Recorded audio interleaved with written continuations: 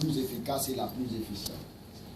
La seconde, devant veiller à ce que les responsables ainsi que les gestionnaires prennent en compte les aspirations collectives et individuelles des agents et leur permettent de trouver dans leur travail des motifs de satisfaction personnelle et professionnelle. Cette stratégie ressources humaines vise à aligner les structures, processus et programmes et politiques relatifs aux ressources humaines sur les objectifs du ministère et à susciter l'adhésion de tous les services concernés. Maintenant, la stratégie ressources humaines étant un domaine un peu plus connexe de la gestion des ressources humaines, c'est-à-dire l'élaboration de ces référentiels de compétences. Après la formation que nous avons suivie avec cet expert de la Banque mondiale, nous avons fait d'abord le diagnostic organisationnel du ministère de l'Enseignement supérieur et de la Recherche scientifique, qui s'est penché sur 4 aspects fondamentaux. Le premier, c'était de faire le diagnostic des forces du ministère, les faiblesses, les opportunités et les menaces, que nous avons appelé la méthode SHORT, qui est une méthode que nous utilisons au niveau de la GRH. Ainsi, lorsque nous avons élaboré ça, nous avons tout de même passé à la cartographie des métiers ou des emplois du ministère de l'Enseignement supérieur.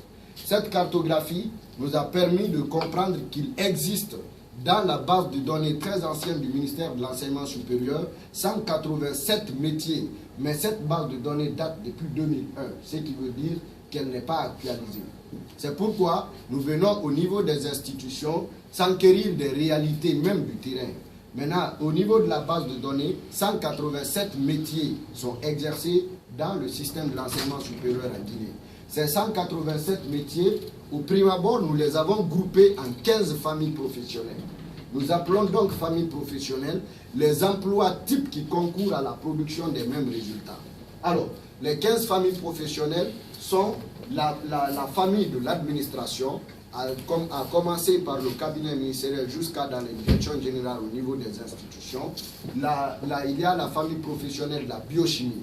Mais ça, c'est ce que nous avions construit au départ. Sur le terrain, nous avons constaté que la biochimie est une partie intégrante de la biologie, ce qui veut dire que la biochimie n'est pas une famille professionnelle maintenant, mais c'est une sous-famille professionnelle de la biologie.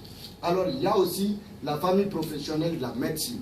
Il y a la famille du laboratoire, de la pharmacie, d'élevage, agriculture, pêche. Mais nous étions dans les institutions des écoles, puisqu'au départ, nous avons considéré l'environnement comme une des sciences appliquées. Alors qu'en réalité, l'environnement, au nombre de ses sous-métiers, peut être considéré comme une famille professionnelle à part entière. C'est-à-dire il y a plusieurs sous-métiers, plus de 30 métiers exercés au sein de l'environnement.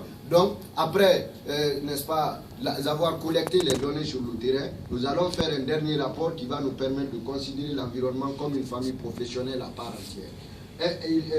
À part ça aussi, il y a l'élevage, l'agriculture, la pêche. C'est élevage, agriculture, la pêche. Nous avons, au vu de notre descente sur le terrain, fini par considérer ces 3 familles professionnelles comme une seule. C'est-à-dire, elles deviennent automatiquement des parties intégrantes des sciences agronomiques. Alors, donc, c'est la construction, je voulais dire, des familles professionnelles que nous avons. Au niveau de l'Institut de Bokeh, spécifiquement, il y a la famille professionnelle de l'ingénierie. L'ingénierie, il y a plusieurs domaines, plusieurs branches de l'ingénierie. Mais ici, c'est l'ingénierie mine, qui est donc une sous-famille professionnelle de la famille générale de l'ingénierie. Notre travail consistera donc à mettre en place des commissions de travail avec les différents départements qui existent au sein de l'Institut. Ces commissions de travail vont travailler avec tous les cadres des différents départements, c'est-à-dire les exerçants de chaque métier au sein de votre département dans le corps professoral. Ces exerçants vont, n'est-ce pas, ressortir les compétences qui sont liées à leur métier. C'est-à-dire, on va les évaluer en termes de compétences savoir, savoir-faire et savoir-être. Il y a déjà des modalités d'évaluation que nous avons déterminées avec lesquelles les agents vont se familiariser. On peut y aller.